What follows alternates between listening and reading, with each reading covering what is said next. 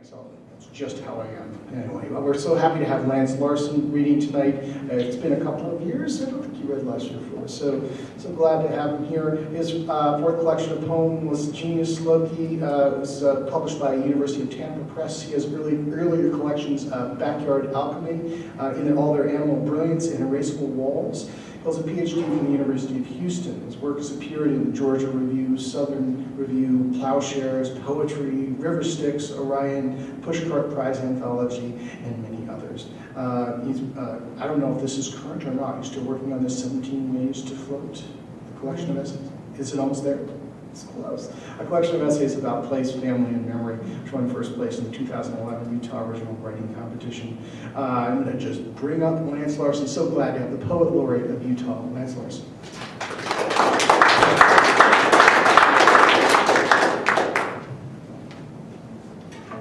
Thank you for that introduction. It's an honor to read with Steve. He has such I think I use this word once a decade. He has such a stentorian voice, right? I mean, he could be a radio announcer. But I also like your mix of vernacular and lyricism. Very nice touch. I thought I'd begin with a quote from Eduardo Galeano, an Uruguayan journalist of international fame. This is my favorite book by him, the Book of Embraces. He passed away a week ago Monday, and so I thought I'd just read a section of this book. It's very short, but I think he has a lot of insight into our current predicament and the role of the arts. This is titled Celebration of the Marriage of Heart and Mind. Why does one write if not to put one's pieces together? From the moment we enter school or church, education chops us into pieces. It teaches us to divorce soul from body and mind from heart. The fishermen of the Colombian coast must be learned doctors of ethics and morality, for they invented the word senti pensante, feeling thinking, to define language that speaks the truth. So I like that really well. I think that poetry, among various other arts, is designed, it's kind of an old technology, but it's designed to put us back together. I have a couple of high school friends here, and they asked me before the reading what they should expect. So actually I ran into a quote which I think is to the point. This is from Lee Upton. It's an aphorism, and this is what she says. I'm wandering around in this poem as if I'm in a cave and holding Becky Thatcher's hand. Okay? So I'll try to be Becky Thatcher and do a little guidance here, I suppose. I'm going to start with a very short poem. This is a poem called, in the form called Triolet. I've only written 2 of these, and each one took me about 9 hours, so I probably will never try another one. The rules go as follows. 8 lines long, 2 rhymes, 1 line gets repeated 3 times, 1 line gets repeated twice. So whatever maneuvering you try to do, it's like trying to do it in a straitjacket of sorts. This is titled Hitchhiker Waking from a Nap Outside Last Chance, Idaho. And I'm also reading this to celebrate my 2 friends and my cousin and aunt, because they have roots in Idaho. No compass or maps, just sky in my hair. I'll follow my thumb till I zigzag true. Mud Lake to here, Hellgate to there. No compass or maps, just sky in my hair. I'll make thirst my Bible, wind my prayer, till stars pay my ransom and nights bleed blue. No compass or maps, just sky in my hair. I'll follow my thumb till I zigzag true.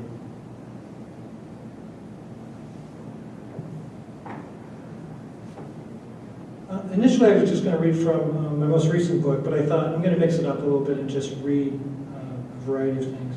But I'm going to read a couple of Idaho poems. This one is titled Drainage Pipe Under I-15. When I was in junior high, a friend of mine, his name was John Anderson, had this great idea that we would crawl through a drainage pipe underneath the highway which I don't know how far this was, but it's pretty scary and wet and slimy.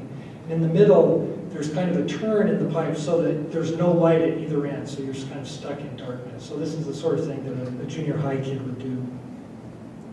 Drainage pipe under I-15. When it was too hot to hunt scorpions or skinks, I practiced death. The same 200 feet of corrugated riddle each time, but a new matrix of mosquito bites and peeling sunburn across my back. Insert my head and cancel the sky. Ease my shoulders through and erase a subdivision of tanning mothers doing crossword puzzles with God. Ritual of cobweb and rat turd, scrape of hand and opposite knee. I lay down in that sweet mausoleum, and speeding cars above took turns with my body. And now I lay still, and now my spirit floated from mourner to mourner, like a question mark trying to complete a sentence. Extra hovers over girls at the city pool I had never touched, which was all of them. Now I was the taste of a closed mouth in a closed room. And now water, wettest when it flows through dry waiting. I had dirt for hair, my finger for a toothbrush, a social security number that began with 519 and ended where my legs used to be. Indian paintbrush, water leaf, loco weed, dogtooth violet. I said the names like ice till the dead filled me. My 3 dead cats squirmed in first, then my miscarried brother, dragging ghosts from the Eden inside my mother. Then I was crawling through a midnight, exactly like the closed trunk of my cousin's cherried out GTO I climbed into once at a drive-in on a dare, wondering, when will the world click open? When will I gather back into form?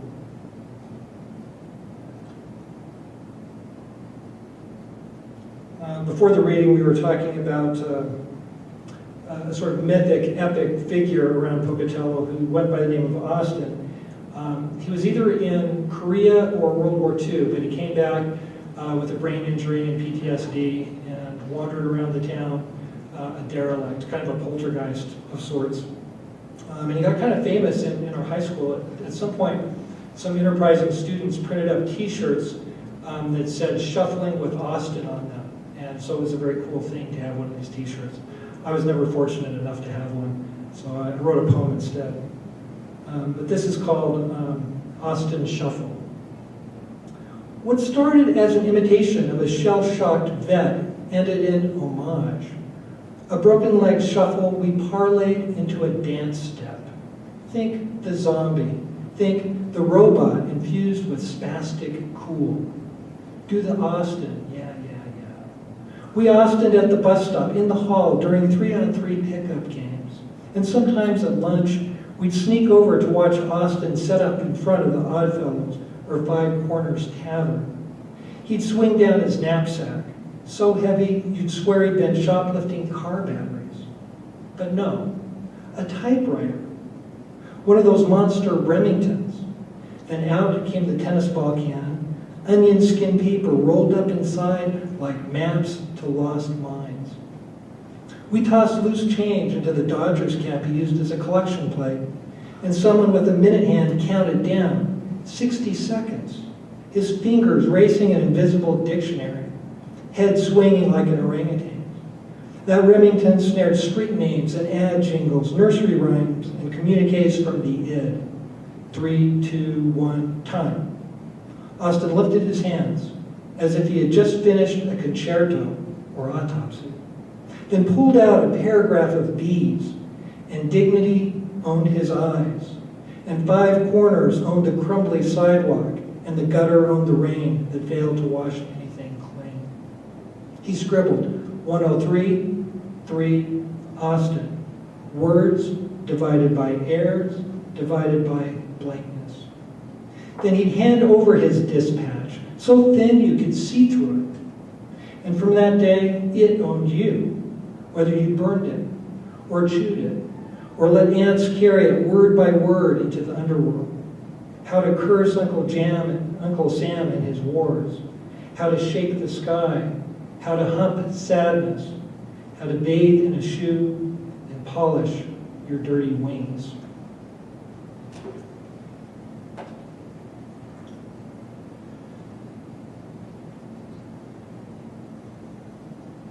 Most poets are desperate enough at some point to write an Eden poem, a poem of origins. I've written 3, which is probably 3 too many. But I'll read probably the most successful one. This is called This World, Not the Next.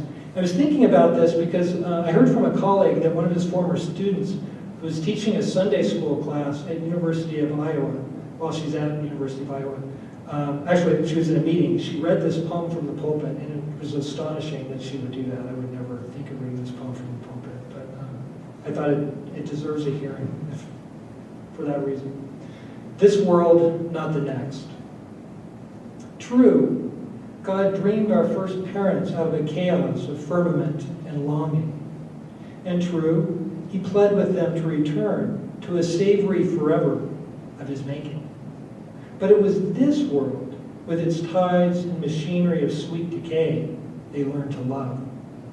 He touched their hair, then covered their sleeping mouths with his, and declared breath holy, but forced them to draw another and another. He commanded that they eat not of that dazzling tree of awe and penumbra, but knew its fruit would eat at them. And when it did, and when they fell into knowing, God folded the garden and hid it deep inside the woman, but commanded the man to tend it. And in due season, the man Eved, and the woman Adam'd back, and the song of radiance they keened was pure darkness by morning. And God blessed their bounty to be infinite, but left them 10 crooked fingers to count with, and buried his echo inside their bodies, a delicious lapping that answered yes and yes to a question neither could recall.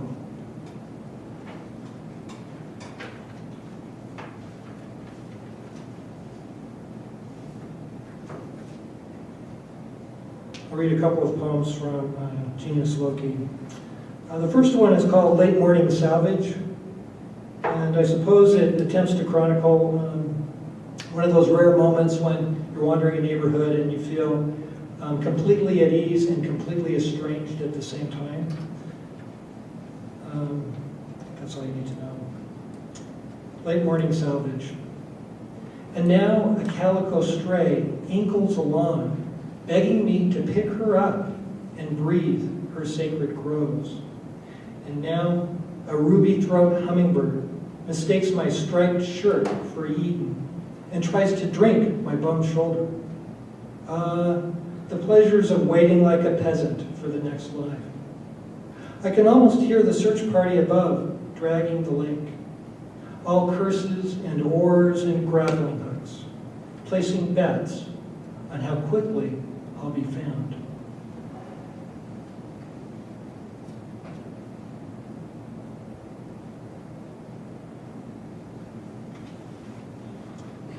Like a Wolf.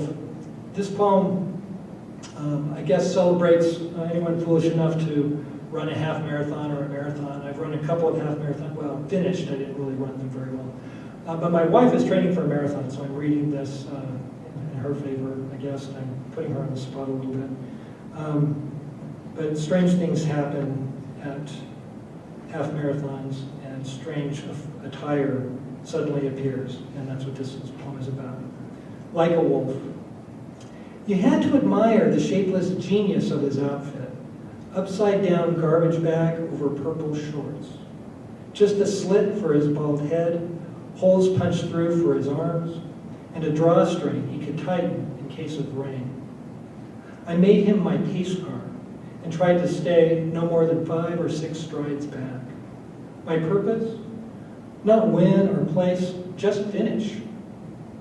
Like the rest of us, he knew that on race day, triumph must brave leg cramps and wind, angst and winding climbs, and hope must first be numbered and pinned to your shorts. In his case, number 88. I loved the symmetry of those 8s. Twin infinity signs standing upright, one chasing the other, the way I was chasing him. At mile 7, when the sun bled through Red Rock Hills outside Moab, and I tied my warm-ups at my waist, and real runners flung theirs into after-race oblivion, I learned wisdom. Mr. Hefty tore off his garbage bag, like the Hulk shredding another Armani suit, and tossed it high. An updraft caught it, till it floated above what we were, an undulating river of huff and wheeze pouring out of the canyon. Floated, an effigy he ran under, as if he had escaped himself. Old man Nipples peering out at a new world. He tipped back his head as if drinking the sky, and he howled. It's worth running a race just to see that sort of character. I had the fortune slash misfortune of having a paper route when I was growing up. So I'm going to write a poem that grows out of that. It's called Americana. I found her yard strewn with garbage, a confetti of junk mail and potato peels, trash can knocked over, an old lady Cooney herself, and a purple kimono thing trying to clean up. Wild dog's done this, she said, followed by complaints about her Jack. Damn him, he got up the mountain to shoot him another deer, and could you, please? Who was I to turn her down? I was a paper boy on foot, thrower of bad news. So I stooped and gathered charred toast, wallets of dryer lint, bloodied wads of TP, grapefruit rinds like speckled snakes. When she handed me a badminton racket, I thought, a gift? Why not? I've earned it. Then she motioned me to the fence and pointed. Lying in a bed of scraggling moms, a deer head. Prim as a handbag, but chewed, one eye missing, the other eye staring across frosted lawn. She knew boys like me were brave in stupid ways and wouldn't mind using a racket as a spatula. So I scooped up that face and carried its soft ears and final grimace across the yard. Carried it. We're always auditioning for something. Old lady Cooney for a little respect, a partitioned deer, a blind date with eternity, me for paper boy of the decade, plus tips. Which is why I carried its face like a torch. Not in the trash, she said. That would bring the dogs again. I followed her to the garage instead, to the freezer, which gasped and wiped, a cauldron filled with dry ice. I settled that face atop a bed of frozen peas, and she closed the lid. We traded then. I handed her the racket, handle first, and she buried me in thank yous. Then I trudged back into that cold, masquerading as Sunday morning. What I didn't know hung everywhere. Tricky Dick Nixon and the price of bananas from my shoulders. Secret lives from lit windows. I was a carrier, worth 87 cents a day, plus rubber bands, right arm 2 inches longer than my left. I looked back then and saw in the side yard the rest of the dough, upside down in an apple tree, tied in place with a blue jump rope, rib cage stuck open with kindling. What I breathed out was only breath, but felt like moths. Moths that climbed and dissolved, till I too circled that exquisite scarecrow of hanging meat, weddings and wandads banging my thighs.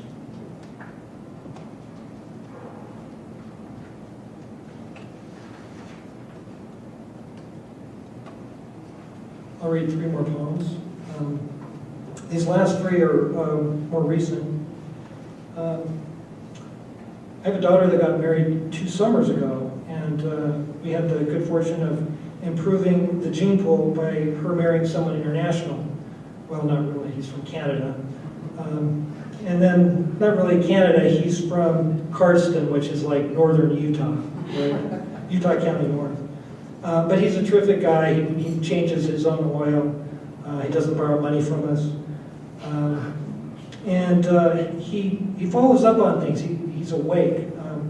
I told him once that I really liked deer antlers. He said, oh, well, we have some up in Canada. Maybe I'll bring you some sometime.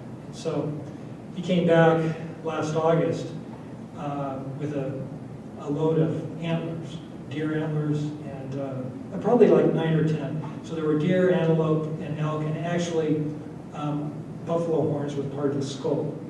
He said, "Can you use these?" And I thought, I'll have to, right? So I don't want them in my house, right? But I put them around my yard. My wife came out and looked at them and said, "No, this looks too much like a cemetery."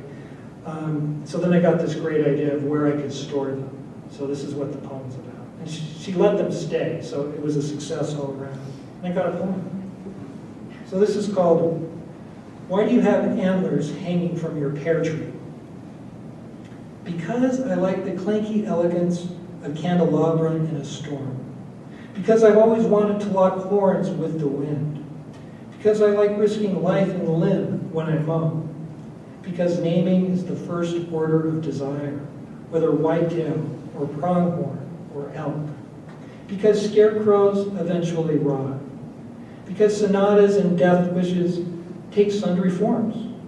Because only the very lucky can hold a herd in the hand. Because life imitates antler, pointy and weathered and brightly branching, whether aimed at the heavens or the underworld. Because resurrection is a long way off. Because Jason had his fleece, and Emily her upstairs room, and Isadora Duncan her delicious scarves. Because I dream of one day growing a rack of my own. Because pears alone will never be enough. An assignment I gave students recently was to write a poem that was as concrete as possible. Many of them imitated the work of Theodore Roethke, a Seattle poet. And so I occasionally practice what I preach. So this is my poem in that particular mode. It's called Compost, and I think you'll see why the subject lends itself to concreteness. Compost. I sing the dreck, we make a feculent muck of saving. The kingdom come of clipped grass, whirligig leaves, and dead-headed daylilies. Parrot moon kissing primal scream, all mixed with the God forbid of kitchen scraps. Corn cobs like the chewed legs of pygmies, tomatoes sluicy with vegetal roe, the mosh pit hair of pineapples topped, a scatter of artichoke leaves like a dismembered armadillo. Fortune cookies minus the fortune, enough cat kibble to punctuate Ezekiel. Sumpy cantaloupes ripe as betrayal, not to mention spent tissues holding sneezes and nosebleeds, Sunday papers fat with want-ads and exposés, here an au pair who tutors trig and scrubs bidets, here a hung jury jiggered by bribes, all of it layered with bales of peat trucked from Alberta bogs. Each week I turn it, each week I lift my pitchfork to decay, the ripeness almost intestinal. I'm making a bed for Osiris, all good things folded together, all straight things outed at last. Twisties and tuna tins and the stray arm of a Barbie, like a shy genius posing a question for the ages from the back of the class. Stars falling nightly from myth into loam. What comes next? Then one day, in the shaded heat of this plot, a pair of salamanders twining, striped with fire, moist as adultery, steam rising with what is buried, like plumes of heat escaping the dead. How do I channel such desire? And now I kneel, and now I warm my hands in this funk, solstice and dross, offal and equinox. If only this sweet god of rot would hold her breath, if only she'd stop panting my name.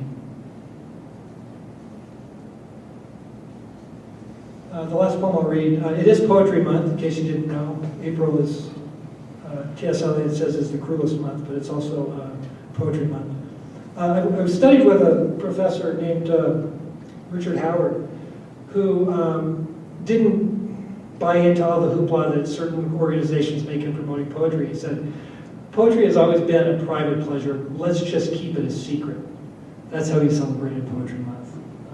But this is a poem about writing, I suppose. When I was in Houston, I taught for 1 year in a grade school. This was a chapter 11 school that had a lot of extra federal dollars because the students were so far behind and lived in such poverty. And so with that money, they would invite writers in. And so I had the chance to teach 2 or 3 classes. And half of the classes I taught in Spanish, which was kind of fun as well. So this is a poem about teaching students 1st to 5th graders at Luskin Elementary in Houston. And it's called More Red. Write like disappearing ink, I told my 3rd graders. Like a bottomless lake trying to drink a boat. Like Spider-Man swinging out of the sky. But a lake can't hold a pen, Jorge said. This one can, I said. It has a million watery fingers. Just write. And once in a while they did. Take Jocelyn, who imitated the way a certain Pulitzer poet ended lines. My lazy uncle drinking his beer.com. Allday.com. The day my aunt hit his shoulder.com. Tater tots all over the floor.com. Sometimes a website is better than a poem. Rudy of the Porcupine Hair climbed on a desk to read. Quote, I hate my name. It rhymes funny when kids say it. Rudy, Rudy, he ain't got no booty. Training wheels for something larger than story. And Cassie spoke with the voice of a human Pop-Tart. And David Medina III channeled a dog in a police cruiser. Quote, hi, if you think chow chow, if you think poodle, you are wrong. I'm a German shepherd, a police dog. Sometimes bad people run. That's when I bite them on the face or the private part. If I do my job right, I get meat. I am black, brown, yellow, a police dog. My name is Sammy. Impersonation without a single bark. I counted every kind of writing, hip-hop lyrics on a shoe, a dollar bill purpled with love notes, descriptions of that scary tree place called a cemetery that swallowed Josie's aunt. On taste day, when I broke open a pomegranate, Pilar wrote nothing, but crawled the room on all fours, saying, I am a cow. Give me more red food. Red makes you live forever. And held open her mouth for jewels.